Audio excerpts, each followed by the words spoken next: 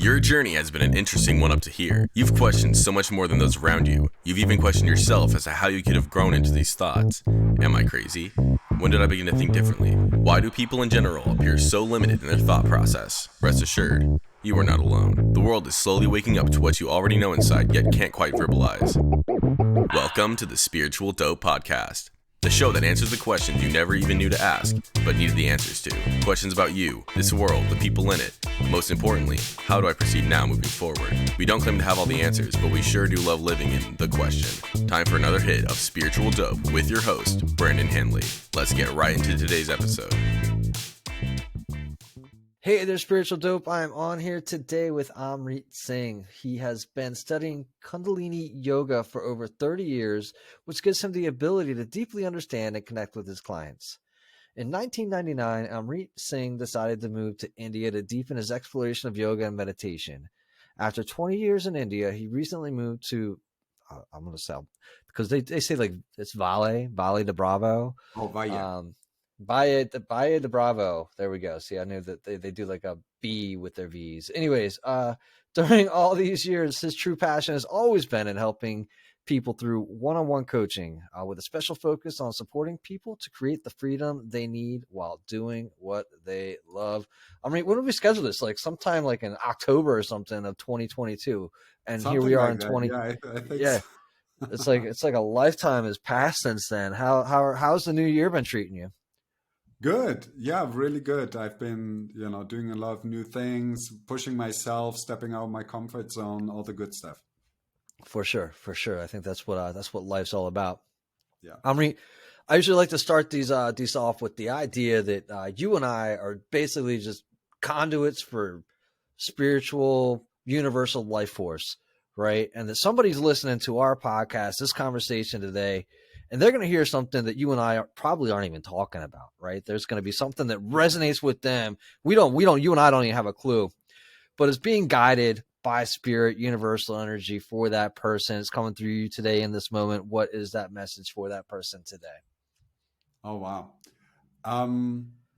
Be just a little bit more real, be a little bit more authentic, find your path and just, keep walking it and continue, because that's really what it's all about, one foot in front of the other.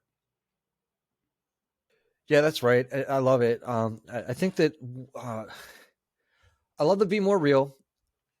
I think that authentic has been bandied about in the past few years, right? When you say authentic, where's that coming from for you? And how can somebody, because in the back of my head, I hear somebody saying, well, I'm always authentic. Of course I'm not. What the does he mean be authentic? Where are you saying there? I think for me, it really starts with being authentic with myself. That's where it starts, where I can really honor what's going on inside of me. And then being authentic with other people is really just an extension of that. Because if I can honor what my true, yearning is, and where I really want to go and where I want to be and how I want to express myself. And if I can at least do that, like in the shower when I'm singing or whatever I'm doing, Sure. That's like step one, to be Right. able to deliver that same performance out on the stage of the world, right? And so I'm a big believer that that's the way inwards, by expressing outwards what's already there. Yeah. Well, it's I know that I believe at least in India there's an ooey gooey candy, right? That when you squeeze it, some kind of cream comes out or something like that. And there's a story around that that's like, whenever you squeeze it, that's all that can come out, because that's all that's in there, right? So when you start giving yourself that love and we start treating yourself with being real and authenticity and all that, then that's what you're filled with, and nothing else can be expressed other than what's already in there, right? Yeah, more exactly. What is your favorite song to sing in the shower? Ooh, great question. I would probably say something from Queen or something like that. That's a kind of, music. Gunpowder Gelatine, Dynamite with a Laser Beam. She's a killer queen for sure, all day long. All day long. That's a great choice. That's my choice. If I'm singing a Queen song, that's mine. So look, here's the deal, right? We chatted a quick moment before this. I took a listen to another one of your podcasts that you had done, and what I love about at least a little bit of what I know about your story is that, man, you didn't start as this kind of this guru, this bearded gentleman wearing your turban and living the life that you're living now. Let's start like kind of the beginning of your journey. If I can recall correctly, like, smoking some weed, feeling good, and falling into a space, and then chasing yoga. Let's share a little bit about that, and like, um, also about how it didn't happen overnight, right? Like, you don't just, right. Let's talk a little No, bit I about mean, that. it was a really interesting process because that's what I liked about the weed and about connecting in that way, because I felt something which was already there. I Mm-hmm. just touched on something. I Mm-hmm. ended up being stoned most of the day, and so that there was disadvantages because you don't get shit done when you're stoned all day. Not a lot. So that's where I was like, okay, I'm feeling something good happening here, but I Mm-hmm. can't get shit done. So, Sure. what's a solution? So when I found yoga, which would have probably, at that age when I was 20, I was the cool guy. I had a black lowrider with tinted windows, and I would drive like a madman with it, and wear my black leather jacket and my sunglasses. And so I was not really like the standard guy who would show up for a yoga class, but somehow, it happened. You changed your And, clothes did I? Yeah, I might right have. now. Like, right, you're not that guy today. That's not what you're wearing today, is what I Oh see. yeah, Right. I evolved a little bit. It was a process. And so, when I started practicing yoga and I suddenly became still and I went Mm. inside and I was like, oh my God, there's a whole other world out there of how I can feel, and I don't need to be stoned to get there. Yeah. It blew my mind. And that's when I was like, okay, I want to learn more about this. And then I went and I very quickly went into this super deep, powerful meditation course, which is called in Kundalini Yoga, White Tantric Yoga. And it Mm-hmm. doesn't have to do with the regular red tantric we know, which has the sexual aspect to it. This is a meditation course where you sit in lines across from another person. And the tantric energy is because you're sitting with another person. Ideally you sit with a woman, but it really doesn't matter because we all have Right. that male female energy in ourselves. And so I was sitting there, I had a 1 month of yoga experience and doing these hardcore meditations, stuff like holding your arms out straight to the side for an hour, or Mm. holding the hand forward for another hour right after.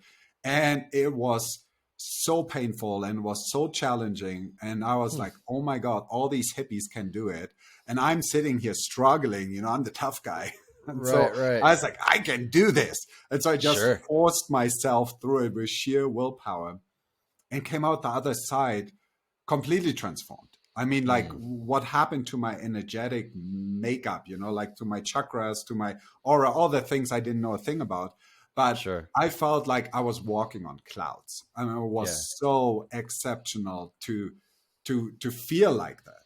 I actually remember after that 3 day of intense meditation, 10 hours a day, I was getting in my car to drive back from France to Germany. And I was like sitting in the car going 15 miles an hour on the highway. And I was like, shit, this is going to take me an eternity Yeah. to get home. People, Sure. trucks passing me, honking, being like, what is this idiot in this black sports car driving like a Yeah. grandma? And Right. so luckily that wore off after an hour. Plus I had a turban on my head, which I just learned to tie like 5 days before. And I was Sure. like, Yeah. I remember it was a trip. And yeah, and then very quickly it actually transformed, and then suddenly I was like in the flow and I was zipping through traffic and going like too fast, and it was like, oh my, and I didn't need to stop anymore. It's like, I don't need to pee, I don't need to drink water, I can just go. Yeah. I mean, Right. it was quite an experience. And then I made it home, and my girlfriend was like, what happened? Right. What's that thing on your head? What's Sure. like, why you don't want to smoke weed anymore? What's going on with you? I mean, it Right. Right. was quite a transformation, and was challenging. It was challenging for me to be like so young coming back home, all Right. my friends thinking like I completely lost it, And so it lasted for like a month and a half. Then I was right back into smoking weed and partying and all that, and until I went the next year again. Right. Yeah. Well, it's a process. It's kind of like an iterative process. The process of recognizing where you want to be, getting there, coming back home, and being like, well, I liked it over there, but I'm already here. How do I get back there? Let's go back. Right. Another piece of it, though, is that I just want to touch on is, when you say transformation, right? It's a formational experience. What do you feel about you was transformed? Wow. Yeah, I think I was transformed on so many levels internally that I couldn't even put words to it. People were asking me about it, and I was just like, I couldn't even explain what was going on. But I was like, but the yoga stuff is awesome. You should try it. And they're like, I'm trying it. Then I'm going to walk around with the turban and be in a coat like you. No, I'm out. Right. I'm like, but it's so good. And so I didn't even know. I think it took me like probably 5-10 years to be able to put it in words, that I was not turning into something new and weird, but I was really getting back to my true identity of something which was already there when I was 5 years old, when I was 8 years old, when I lived my life carefree, without worrying about all the other things, about, being manly, or a man never cries, or I want to be the tough guy, or all this weird shit which came in my teenage years. Yeah. And so when all that connected, that really took me the first 10 years to figure all that out and be like, wow, that's what I did 10 years ago. But I mean, couldn't put it in words. No, and it makes sense, right? And I didn't pay attention to anything really internally for until like I hit 40, right? Hit 40, did the meditation stuff, nothing hardcore, but eventually have like this kind of awakening process, and then you feel like you're actually at home and in your skin, and then you're like, I don't have the words and the language to express this, right? It's when they talk about I think being reborn, right? It's literally like I have to find this whole new language and a whole new way to integrate this way of being that I haven't been trained for. Yeah. Right. Oh, and also, like, I didn't have a reference point, right? I grew up in a normal family with normal parents, with normal friends, with a normal school. I mean, there was, sure, on TV, you've seen the cold stuff. I'm sorry. And when you say normal, you mean like, I remember picking up on your podcast, like a Christian upbringing background, picket fences and. Yeah, very, very standard, nothing special, like my mind wasn't even there, why this whole relationship to spirituality didn't even start till much later. Right. I still remember like walking in a bookstore, like the first time and being in one of those esoteric bookstores and having these books on chakras and this. And I was like thinking like, oh my God, I was like a kid in the candy store, walked out with a whole stack of books, because it was before the time of the internet where you could just Google stuff or watch some TikToks on it, Right. I TikTok and I haven't quite gelled yet, but it's got to be just even the image of going to TikTok. I know you're on there.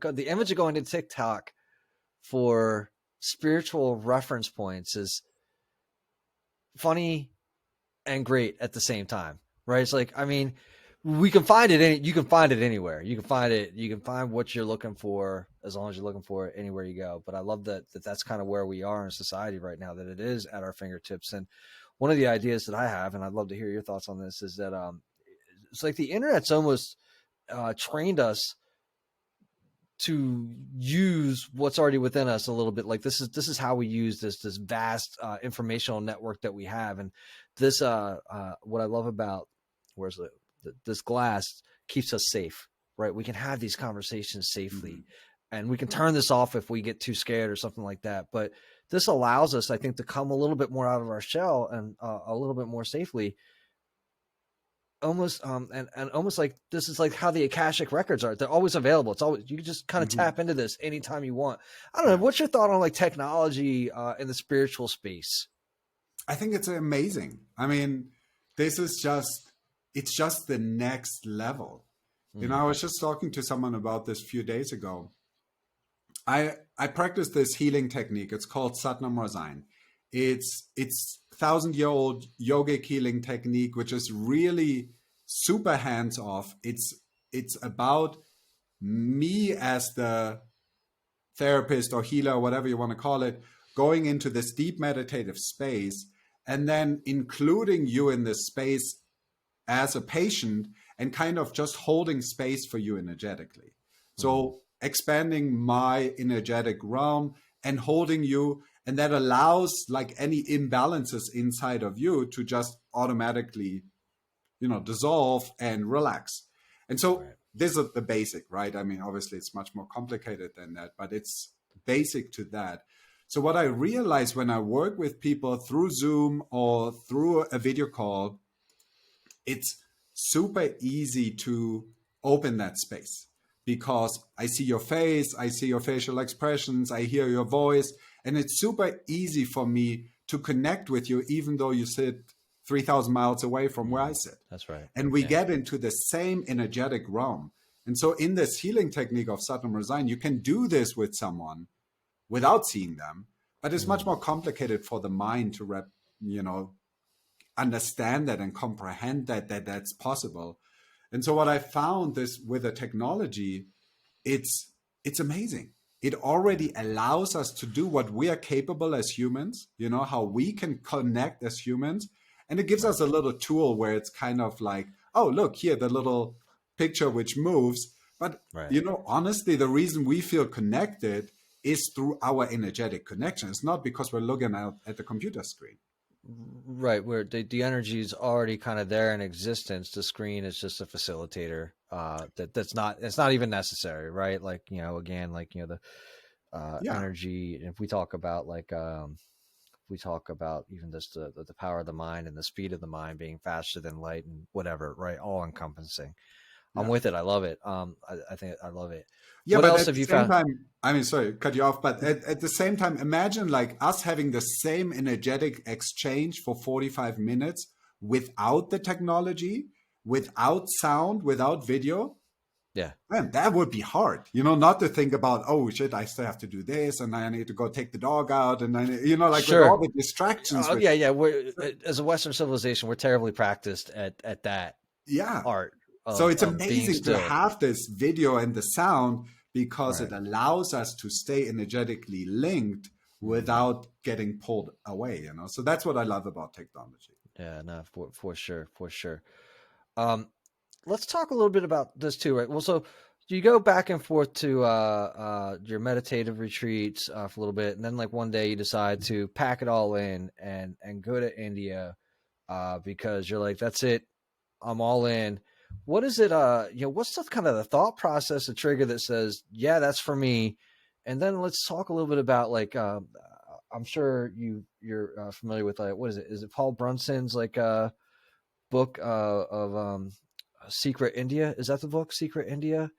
Where the guy goes like 1920, right? This is like one of the first guys that elicits like traveling as a Westerner in search of his guru in like 1920. And it's a really, really awesome, fantastic book. I don't think I read it. That sounds great. I feel like you probably could have written it, but it's okay. You know, so tell us a little bit about like what that journey, you know, I pack it up, I go there. Walk us through that process.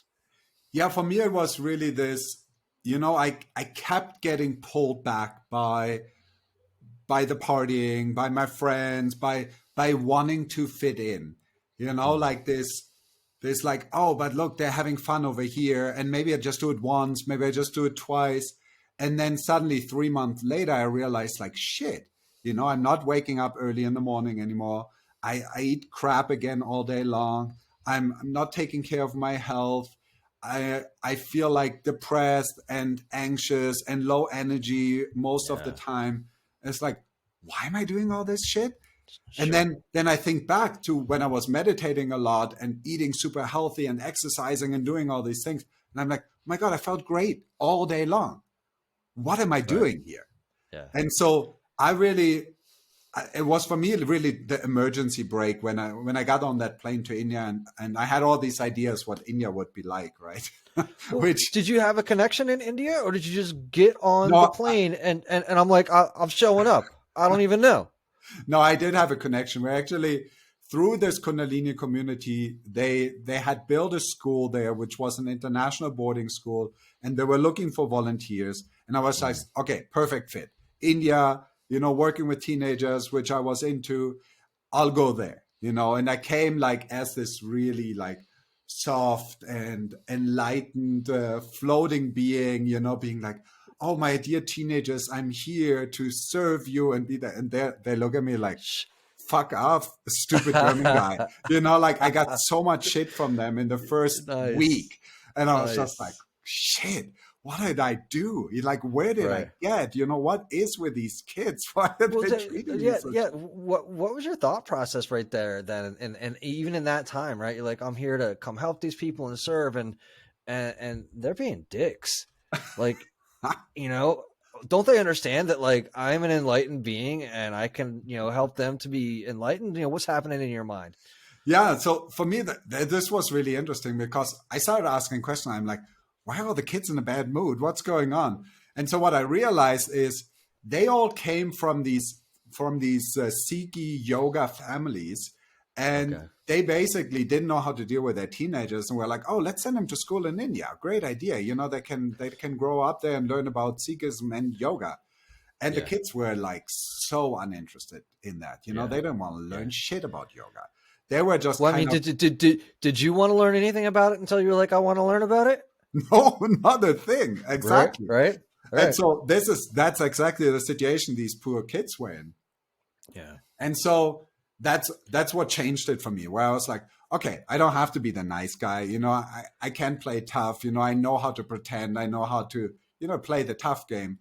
And suddenly they like started looking at me, respecting me a little bit more. They're like, okay, this guy is at least semi-authentic, not really, but semi. Right. And then I quickly figured out, that they really were much more interested in hearing about my stories of how I used to smoke weed and I would go partying, and they wanted to learn about sex and those kinds of things. Right?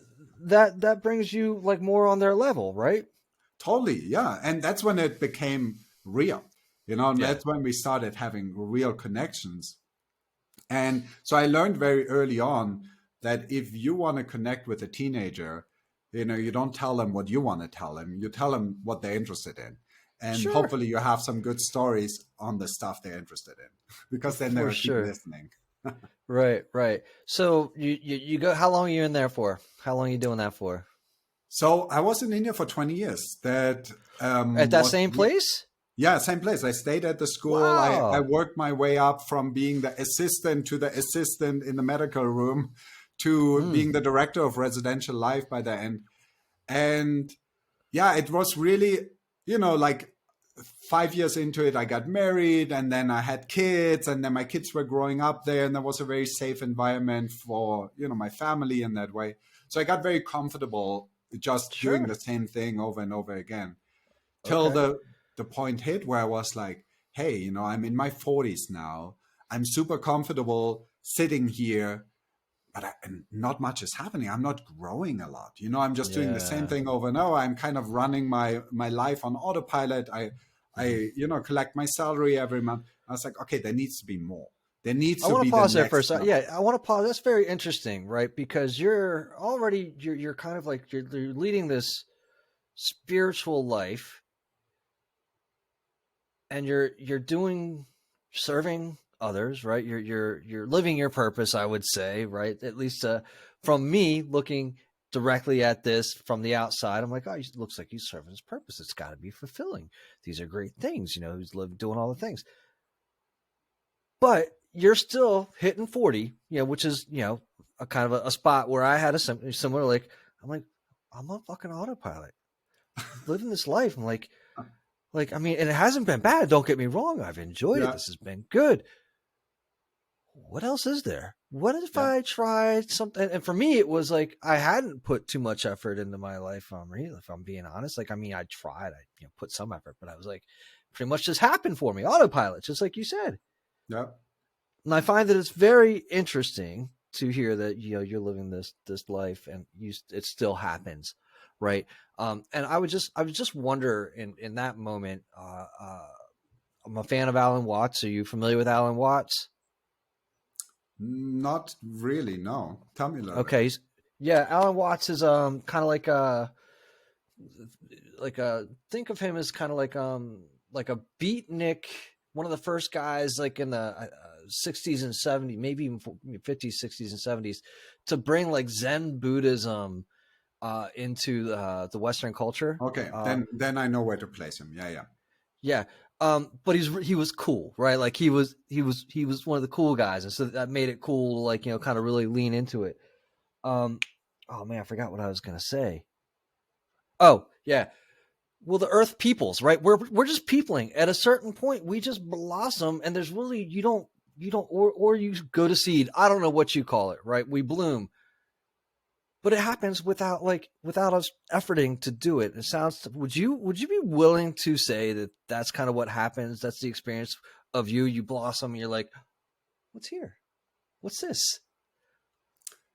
Yeah, I mean, for me, it was almost like I was hitting a glass ceiling. I had very, I was very set in that way, and I was in this structure, and I had a high position in the school and in my community, and but it all felt a little bit like artificial. Mm-hmm. And I wanted more real. I wanted more authentic. I wanted to have more connection. And I think this is something so common with all structures we apply to our own lives. They are like super tools while they are great tools, but then you come to the point where you have to kind of let go of the structure in order to expand even further. And so that's where I found myself, where I was like, hey, this is limiting, like this Sikh identity with all the things which come with it, which are amazing tools and super helpful and really served me for such a long time. I came to the place where I'm like, okay, but there needs to be more. This is so disconnecting. And I'm still wearing the beard and the turban just because I love it. And I'm so connected to it. But sure. I also know that when I lose this physical body, I'm not going to take my beard. I'm not going to take my turban, like this is just like an expression right now. So when people ask me the question, oh, so you're a Sikh, I still answer yes. But on the other hand, I'm kind of like, but I want to be more. I want to be like human. I want to be light. I want to be encompassing. I don't want to segregate and put myself in a box, Yeah, you want to be all of who you are. It's almost like the image that came into my mind is like, when you plant a tree or something in a pot, like its roots are limited. It can only grow so much, right? By being constrained in that space. Now you're a big flowy tree. Congratulations, Amrit. And I hopefully still growing. But this is the thing. 100%. I really honor that pot. I know that without that pot and without that structure, I would have never made it to where I'm at today. So I really honor that deeply. Well, there's something to be said for that. I think the idea is that you are always on your path. You can't get off of it. What do you say to that? Like, is it recognizing that you're on your path and deciding to take the next step? What's that look to be in your mind? Yeah, for me, it's really, I get to be on my path, right? I choose it new every day. I get to sit myself down and meditate. I get to expand myself. I get to be present. I get to be real and authentic. I don't have to. Yeah. I can just like pretend. I can just, I'm allowed to also just not move and to be like for 5 years, just sit around and be okay. And I'm also allowed to start smoking weed again and just be like, oh, I put my feet up, like it doesn't matter, right? So for sure, it's really at a point right now, I get to evolve. I get to take it to the next level. And I really enjoy that. I really enjoy that so deeply because I feel like it's on me. It's my responsibility and it's how deep I want to dive. And I don't have to define myself by what someone else does or what I think someone else should be doing, or if I'm on the better path or not, or this, it's really like, it became so personal for me. And that's why I still wear the beard and the turban, because I'm like, I know how hard that is for people to relate to me just looking at me like this, right? But it's so much of my identity that I'm like, hey, like, it's enjoyable, like I used to have green hair when I was 15, which was so Sure. hard for my dad to have that relationship to me. He's For like, I'm sure. not talking to you till you dye it a different color, so I pretended to like try, and then it didn't work, and then after a couple of weeks it came around. But I feel really like I get to express myself in this way. Sure. And so Yeah.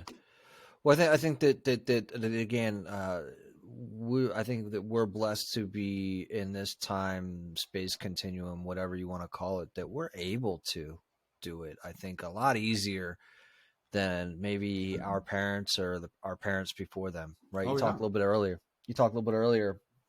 Excuse me, about not having the background of I guess spirituality, of kind of universal energy. You came from this background of very normal life, right?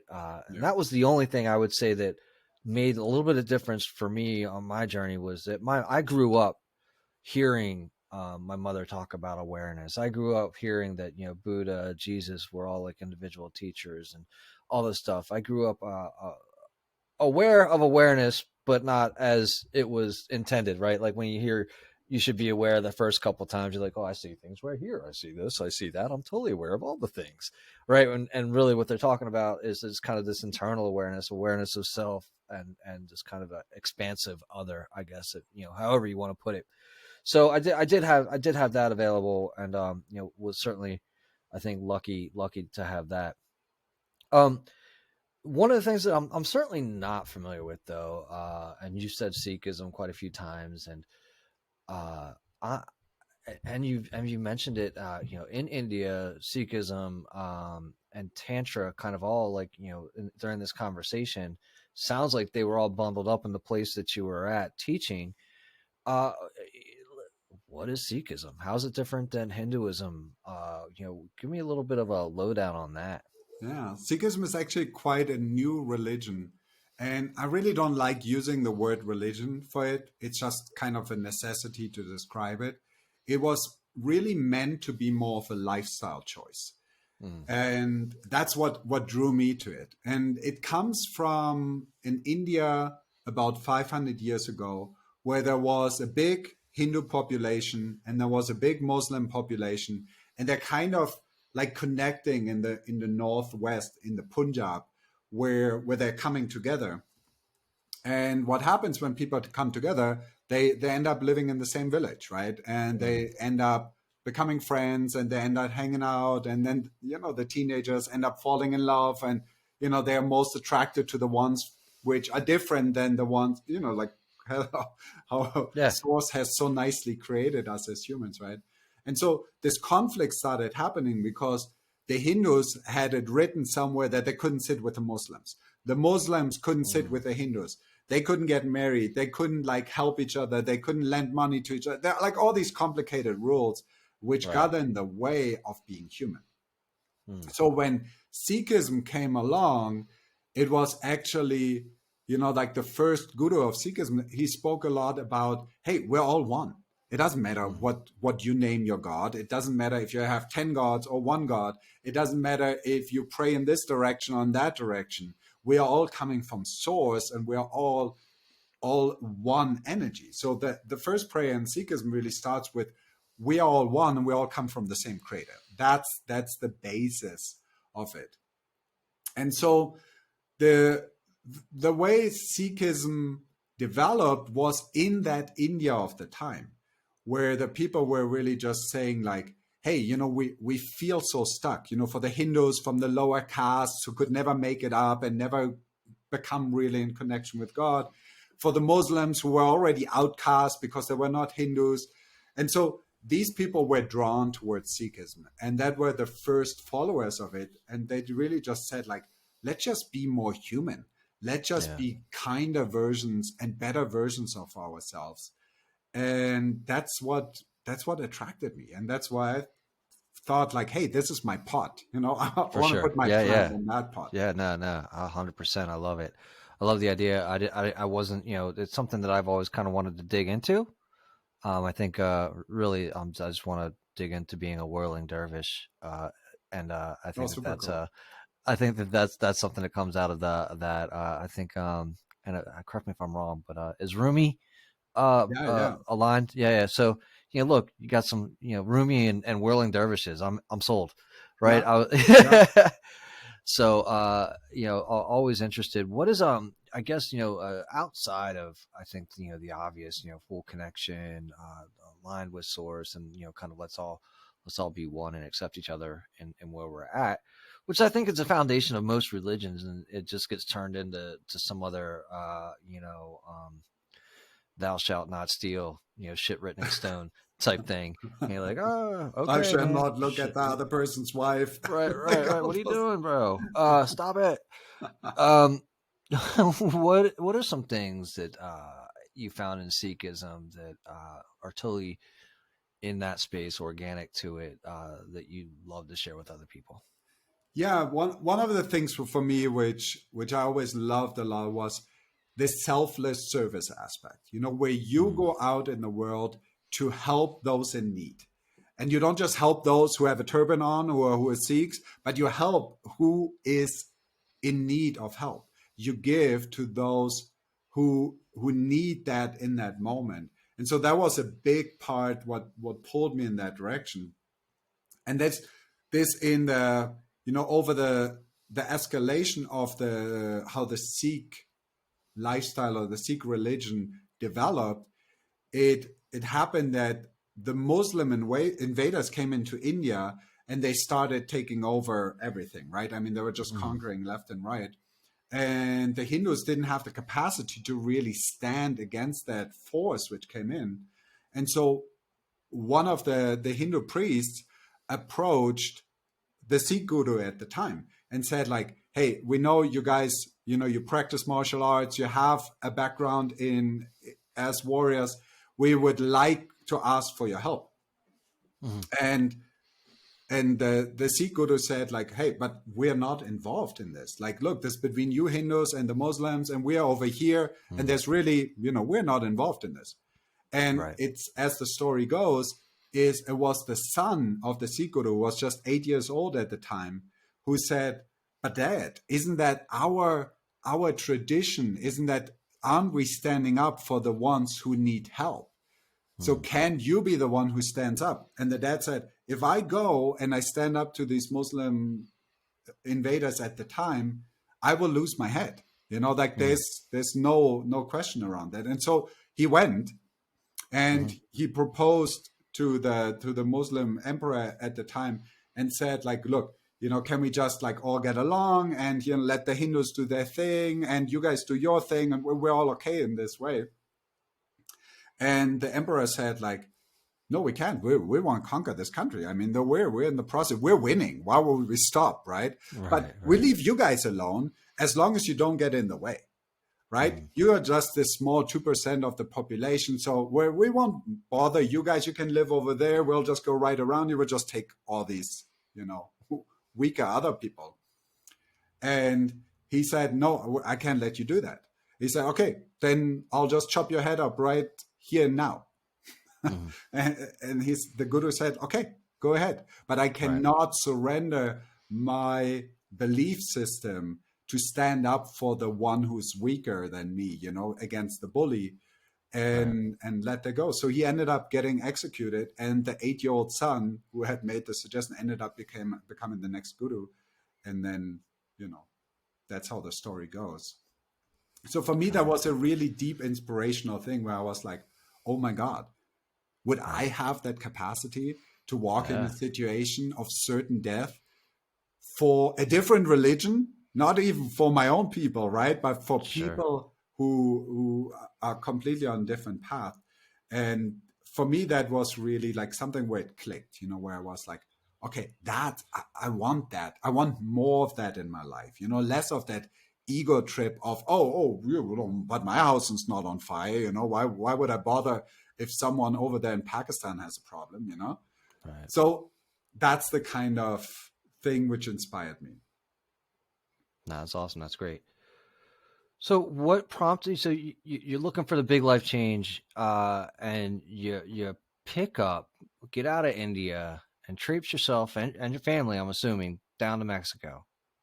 How did that, how did that come about? We left India and we said, okay, the whole world is open. Where could we live? And we're like, okay, we could go anywhere.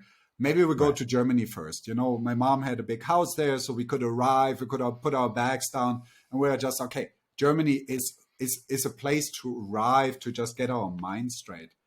And then COVID hit.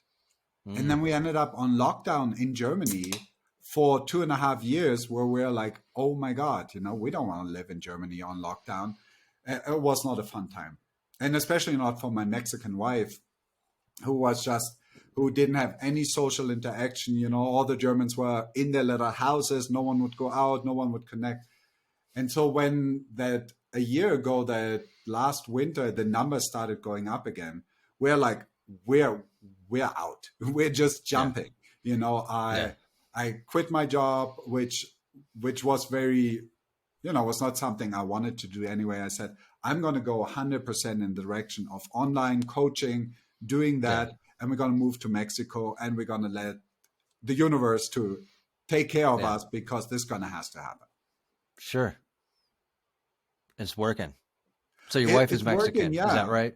Okay, yeah, it's working. It's working every day anew. I mean, it was certainly some scary times in there, was some struggles in there. When you start burning through your savings at like several $1,000s a month rates, it goes quickly where you're like, oh my God, I better let's talk about that, right? Like, so, as that happens and you're, you kind of leaning into source and trusting God, but the money's starting to fucking go. Yep.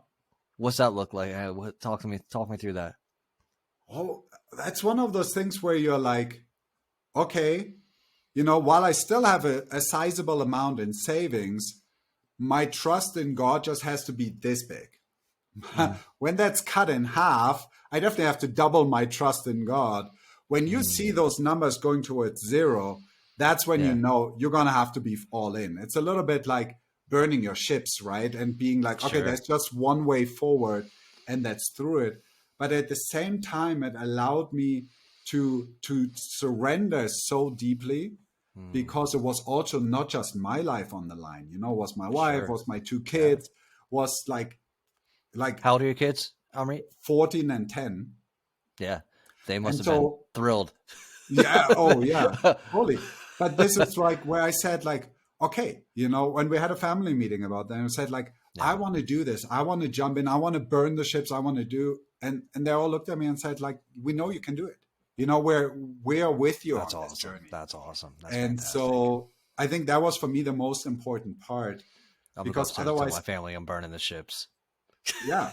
Well, because ultimately you can't just do it by yourself, right? I mean, unless you say, I divorce. Hey, listen, there's something for that too, right? Well, let's call this out. Just one thing. I think I called it out in a podcast I did. Let's be clear.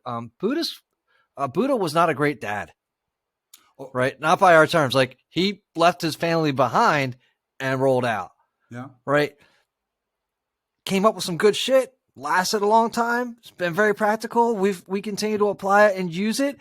But let's remember, he was like, I'm out. Yeah. Good luck, guys. Yeah. Oh, 100%. So when you, right, you're on this spiritual path, you're forging ahead. The light is burning bright. Your faith is strong, stronger. Some days it wavers. Oh, yeah. And you're bringing your family with you. That's a whole different story, man. So it's a little bit of a different ball game. Yeah. And so I think it's super important for them to be supportive, because without their support and belief in you, sometimes you can question your own belief in yourself. Am I right or wrong? Totally. And their support wavers too. Like for my wife, especially, for my kids, it's much easier because they're just kids and they're like, okay, as long as the lights stay on, it's okay, Sure. But my wife Right. sees a little deeper, and she sees Mm. when I diverge, and she sees when I have my down days, and then, Yeah. like she Yeah. knows Yeah. more. Plus, Sure. at the same time, she also wants to hold space for the family. And so Mm-hmm. there's just so much she can do to support me without, limiting me by saying like, hey, I'm worried. I'm worried we Yeah. can't pay rent next month. And I'm Sure. like, hey, like you being worried doesn't help. I need you to be like trusting. And she's like, but I'm not because I'm worried. And that's real Sure. too, right? Yeah, it's real. Very real. Very real. I'm with you 100% on that. Like, I mean, there's still this other and quite realistic life that is going on, regardless of our internal belief in whether or not we're fucking being supported and guided on this journey, right? Yeah. We've got to, I think, Wallace D. Wattles. Are you familiar with the book, The Science of Getting Rich? No, I'm not. Yeah, another great one. No worries. I mean, you've been in India doing like Oh, I other lived shit. on a rock, I think, yeah, for 20 years. No worries, no worries. It's a book from 1911, right? When people are talking about Napoleon Hill being like the originator of law of attraction type stuff, Yeah. you can go back to, and that's from his 1920s book. You can go back to Wallace D. Wattles, where he literally calls it law of attraction in that book. But one of the things that he says in that book is that thinking the way that you want to think, regardless of the evidence outside of you, is one of the hardest things to do. Oh, yeah. Right. So you may be, charging through life. God's got my back. I'm tapped into universal energy. Source has got my back. Family supporting me. Money is dwindling. Family's starting to lose support in me. Right? Can I keep that core belief to be true? Yeah. I mean, honestly, the only way forward for me was to double up and to, double down on my belief and say, Yeah. okay, I can think it, good. Mm-hmm. Yeah. I can believe it, okay, better. But Mm-hmm. I really have to know it in order to be able to not waver when the shit hits the fan, right? So How do you know it, man? Yeah, like how do you get into a place of knowing? For me, it through meditation. For me, I sit myself down every day for like an hour and a half, and go in deep. And funny enough, like I was just editing some video the other day, and I had spoken about an hour and a half, and my son looks at me like, "You don't sit an hour and a half. You sit 3 hours every day." I'm like, "No, I don't think so." But that's how they perceive it, right? Sure. So sure. it was an interesting thing because it's really, that's my centerpiece. That's when I connect to source within me. That's when I connect to this deep place of knowing, which then translates into believing and thinking and everything on the outside world. And without that, I think I would have surrendered a long time ago and just picked up a job somewhere and be like, okay, I'll have my steady paycheck and just be miserable on autopilot, right? Listen, I mean, YOLO, right? You only live once. So, as far as I know, right? Another thing that you talked a little bit about way back in the beginning, white tantric yoga. I think that there's I've only read like the slimmest of slim books on tantra, and in the camp of breathwork over the past couple of years, right? Where it's just, to me, that's where I've experienced, and if you call it the logo too, spiritual dope, right? Like the experience that you felt in connecting with yoga at a much earlier age, and realizing that you can get like that same type of high through a yogic practice, right? And connecting, and it's like this much cleaner source. But there's a red and a white energy. Am I correct in that? Like yeah, there's a black energy too. So these are the three common pathways. The red energy just uses sexuality. Okay. Ultimately, tantra is just union. It's like connecting internally your male and your female, bringing the two together, stimulating the Kundalini, letting it rise and expand. So these are just words being used by one tradition, but ultimately everybody's doing the same thing. They just might be calling it different words. For sure. Kundalini energy. Let's walk us through what that is. I mean, it comes down to the most basic way to explain is we're energetically aligned on chakras. And again, for a lack of a better word, I think the word chakra kind of stuck with many different traditions and everybody's referring to it the same way. But it's these energy centers in our body, which for me, I developed a deep internal connection with over the years through my practice, through my, developing of my sensitivity and really saying like, okay, if I want to connect to my heart energy, it's very simple. I just put my hands on my heart, close my eyes and listen to the beat of my heart. And suddenly I can step into compassion. I can step into love. I can step into, opening myself up from the heart, right? Same way, if I want to connect to my meditative energy, I connect to those higher chakras, which are aligned in a way where that stimulates it. Mm-hmm. And so when the Kundalini energy starts flowing, it flows through the chakras from the bottom up. And it's really like I experience it as a rush of energy, as a flow, for lack of better words, because it's so difficult to put these experiences into the words we have available. Plus everybody experiences it differently too, so this is what happened for me.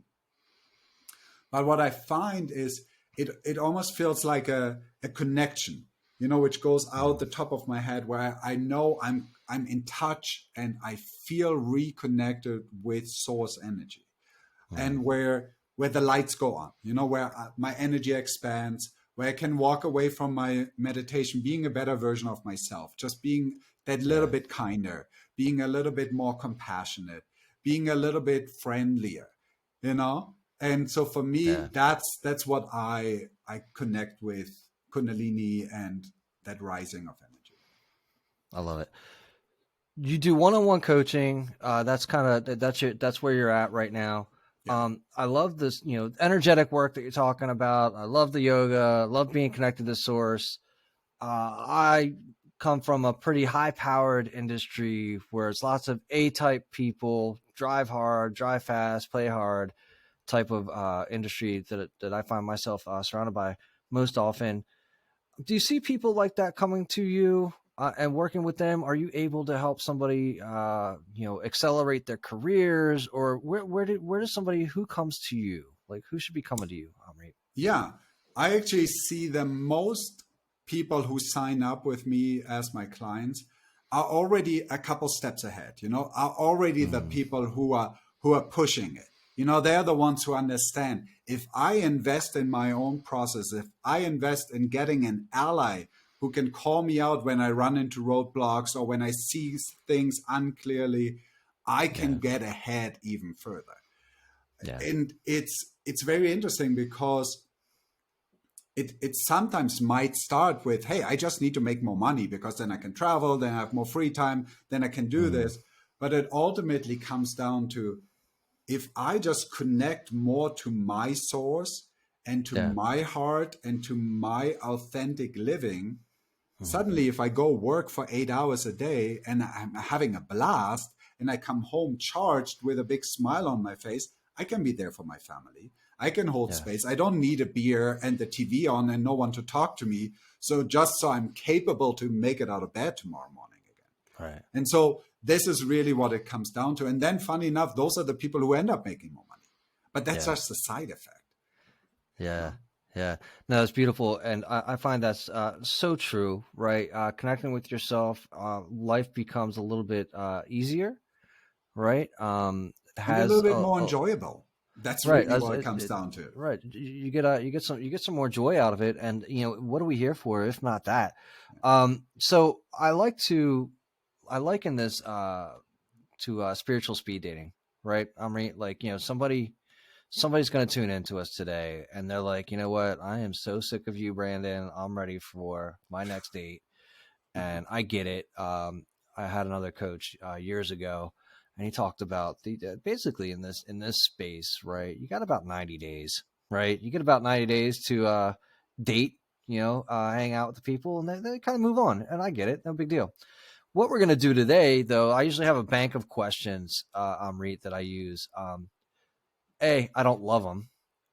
B, we've got ChatGPT now, right? So today I'm going to ask ChatGPT, I'm going to say, what are the top 5 questions I should ask on a speed date?